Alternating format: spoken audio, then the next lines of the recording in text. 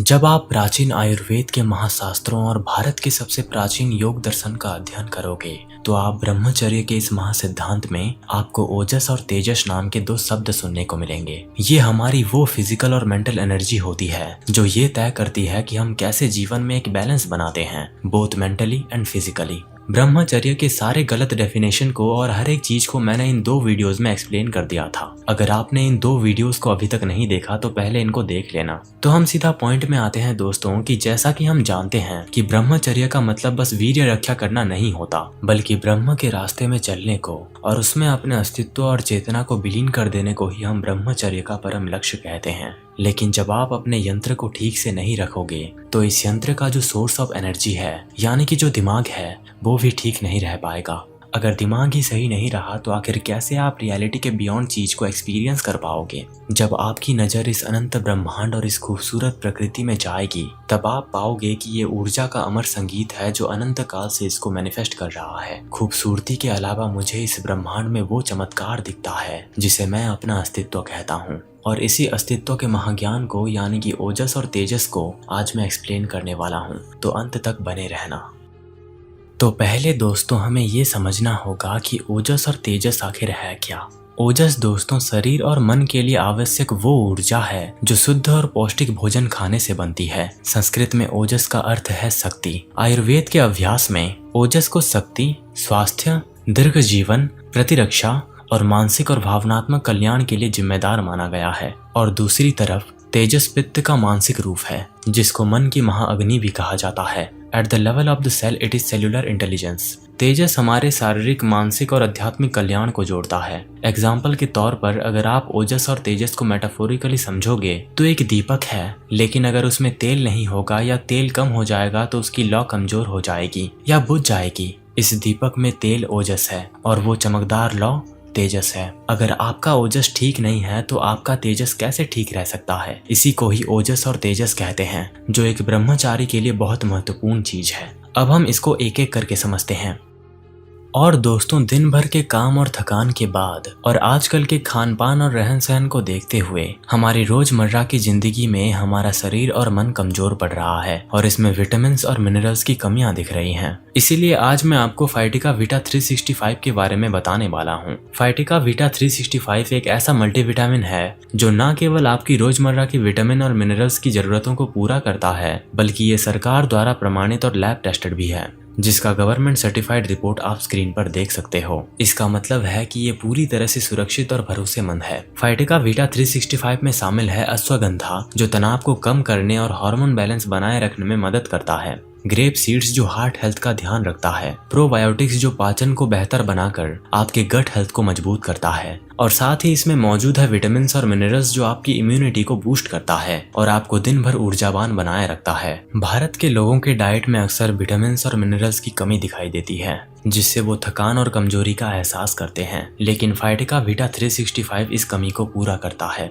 दोस्तों ये पहला ऐसा 3-in-1 मल्टीविटामिन है जो तनाव को कम करता है, गट हेल्थ को मजबूत करता है और विटामिन की जरूरतों को एक साथ पूरा करता है। इसे रोजाना सिर्फ एक गोली के रूप में खाने के बाद लेना होता है। तो आज ही दोस्तों फाइटिका वीटा 365 को ऑर्डर करें। इसको ऑर्डर करने का लिंक मैंने डिस्क्रिप्शन बॉक्स और पिन कमेंट में दे दिया है, तो अभी जाकर चेकआउट करें। तो सबसे पहले हम समझते हैं कि ओजस आखिर है क्या। ओजस जिसे अक्सर जीवन का अमृत कहा जाता है वो सूक्ष्म लेकिन गहन ऊर्जा है जो हमारे जीवन शक्ति को बनाए रखती है और हमारे शारीरिक, मानसिक और आध्यात्मिक आयामों को जोड़ी रखती है। एक ऐसे पेड़ की कल्पना करें जिसकी जड़ें मिट्टी की गहराई तक गई हैं और जिसकी वजह से वो समग्र पेड़ पोषित हो रहा होता है। उसी तरह ओजस हमारे स्वास्थ्य, सहन शक्ति और आंतरिक चमक का आधार बनता है। ये हमारे द्वारा उपभोग की जाने वाली हर एक चीज, सोच और अनुभव का समापन है जो हमारे अस्तित्व को ईंधन देने वाला काम करता है।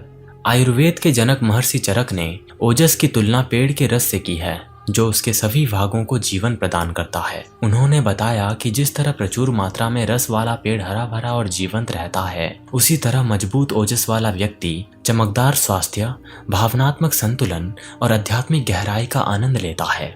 स्वामी विवेकानंद ने जीवन शक्ति के संरक्षण में आत्म अनुशासन की आवश्यकता पर बल देते हुए ये कहा था कि शक्ति ही जीवन है और दुर्बलता ही मृत्यु है। उन्होंने ओजस को उस शक्ति से जोड़ा जो संयम और केंद्रित जीवन से आती है, जो कच्ची ऊर्जा को मानसिक और आध्यात्मिक शक्ति में परिवर्तित करती है।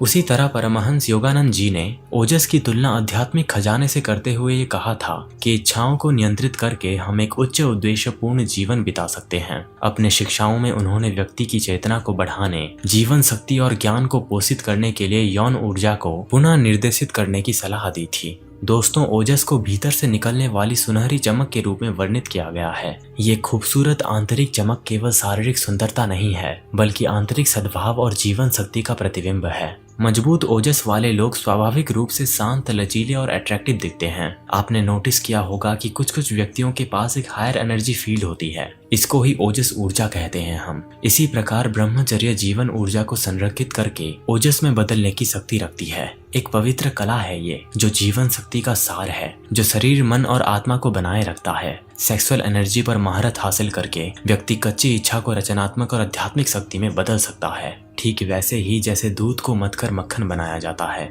सात्विक जीवन शैली के माध्यम से दूध, घी और फलों जैसे पौष्टिक खाद्य पदार्थ आंतरिक अग्नि को तृप्त करते हैं, जबकि ध्यान और प्राणायाम जैसी ऊर्जा आपकी चेतना को प्रसारित करते हैं। उसी प्रकार नींद ओजस को पुनर्जीवित करता है और सकारात्मक विचारों को विकसित करने में मदद करता है। उम्मीद करता हूँ दोस्तों कि आप ओजस को पूरी तरह समझ गए होंगे कि ये ब्रह्मचर्य में आखिर क्या रोल प्ले करता है।